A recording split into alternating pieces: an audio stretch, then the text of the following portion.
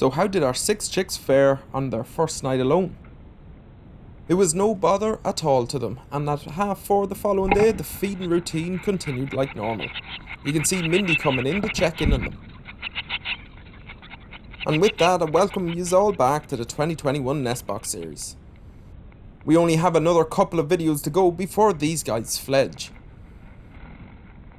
And with each day they're growing more and more independent and more curious about the outside world. You can see the younger chick there still has a little bit of ways to go before catching up with the older chicks. He still has his little tufts either side of his head.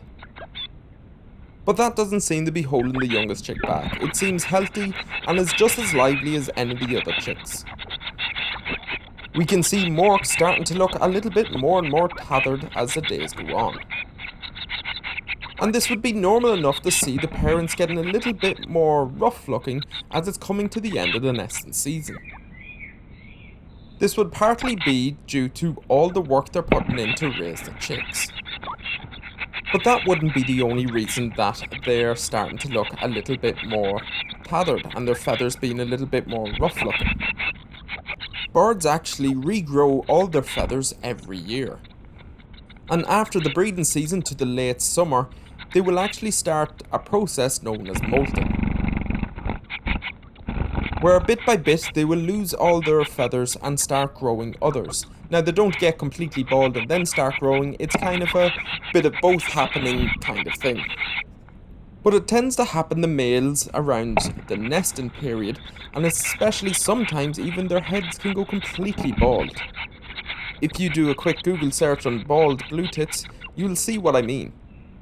I often wonder, are males more prone to it due to maybe a hormone? As females tend to withstand it, they do get a little bit more tethered as the nesting season goes on, but usually fare up a whole lot better than the males. And to confuse things further, you would even get some birds that don't tether at all, and just look pristine the whole way through the nesting period. But this molting process is most likely the reason for why your bird feeders will go quiet during the summer. But there's nothing quiet about these 6, they're absolutely mauling the parents every time they come in. They're getting more and more lively every day. They seem to be very happy to be cuddling up next to one another until there's food involved, and then they explode out in competition. And it's every chick for itself. Especially when there's a prized green caterpillar up for grabs. And the chicks are doing more and more preening and wing flapping, especially the wing flapping. It's becoming much more frequent. Amazing the power in those little wings already.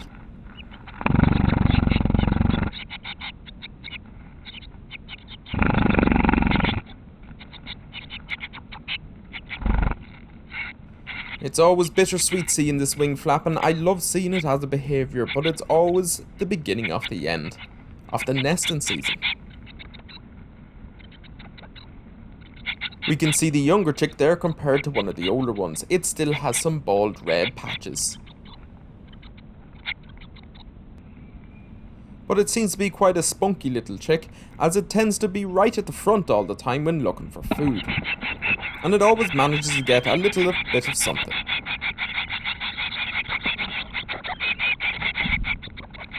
There he is, sitting back down after getting a gape full of food. And Mork sometimes seems to be bringing in a huge amount of different food. And this is producing loads and loads of fecal sacs. And I just don't know how yous are all going to manage without having regular exposure to fecal sacs. It's going to be a sad day indeed. But don't worry, I will be keeping this channel very active. I can't, however, promise fecal sacs until next spring, but I can promise you loads of different nature. Just watch the chicks get a fright from a truck. Breaking. They've no idea what it is, and they all huddle down in fright. But these chicks being these chicks, it's not long until they're back to normal.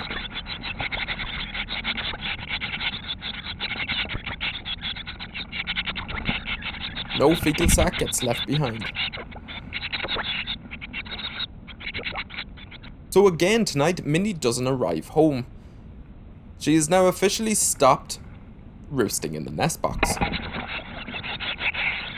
But they generally keep being fed right up until 8 to 9 o'clock at night. But by 10 past 9 they're all huddled down for the night. At 4:30 the following day, it all starts again. We see some interesting behaviour in the chicks today. They start showing more and more interest in the outside world, especially one of the chicks start hopping up on the nest windows either side of the nest box. We see the chicks there again, getting scared by a bird singing outside. We can also hear Mork or Mindy doing an alarm call. I always think it's amazing to think that they have no idea what goes on outside those four walls. These four walls have been their whole entire life so far. But not for long. You can see one of the younger chicks there getting some good wing flapping in. Watch here as Mork struggles to get a fecal sac off a chick that has managed to get itself stuck. But eventually manages to get it off the chick and takes it out. Those new feathers don't need that. And it's amazing to think that just 16 days ago these little chicks came into the world. Completely blind and completely bald. And considering the Bluetit's egg size is only 1.5 centimeters, also tiny little chicks. Just look at them now. Lovely. But all jokes aside, they really have grown from the grumpy old man stage to their cute and fluffy stage. And needless to say, these are my own terms, there isn't a scientifically grumpy old man stage. And I've sped this next clip up for you. This is 10 minutes when the parents didn't come in, just to show you what the chicks get up to in that time. And it really consists of preening and a lot of moving around and looking around.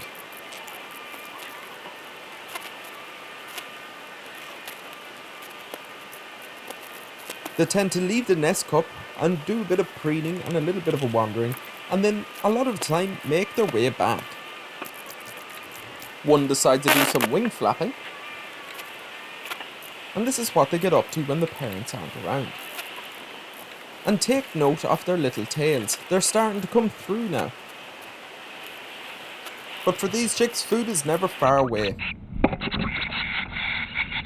We see Mindy here bringing in some grub. And we also see Mork bringing in one of his gigantic caterpillars.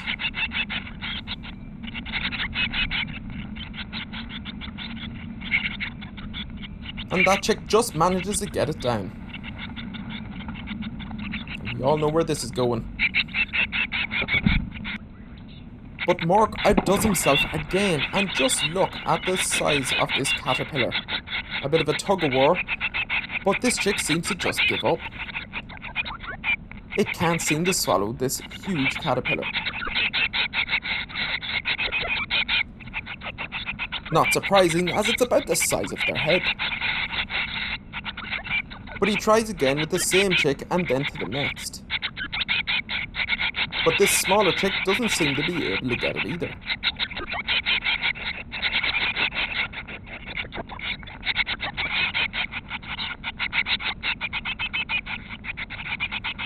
But just as I think the younger chick is just about to get it, the other chick underneath grabs it and actually pulls it down and manages to swallow. A good day for that Bluetit. A bad day for that green caterpillar though. I now see one of the smaller chicks starting to hop around the nest. You can see it actually hopped and flew a little just to get up there. This is a big step for these chicks. And what we're going to start seeing is them starting to pop up to the nest hole. Unfortunately, we won't be able to see that, and unfortunately this nest box doesn't have an outside camera like Biddy and Miley's did. As if I'm perfectly honest, I only set this nest box up as a whim, as it hadn't been used in years. Very thankful as I did, as I have a happy little family here. But for next year I know to set up an outside camera, as it really adds to the story. And we see here what I think is the same chick hopping up on the other window. It will be hanging on with its feet there, and just starting to realise just how agile it is. These guys are really starting to look like they're ready to fledge. There's a lot of wing flapping, a lot of wing stretching going on.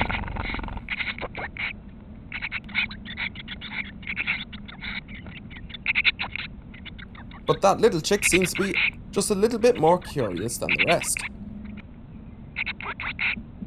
And just watch what it does when it hears the parents outside. It vibrates its wings.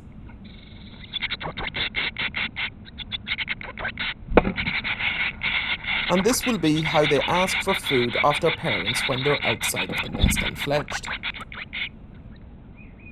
And it's actually how adult birds ask other birds to feed them, such as the female asking the male to be fed.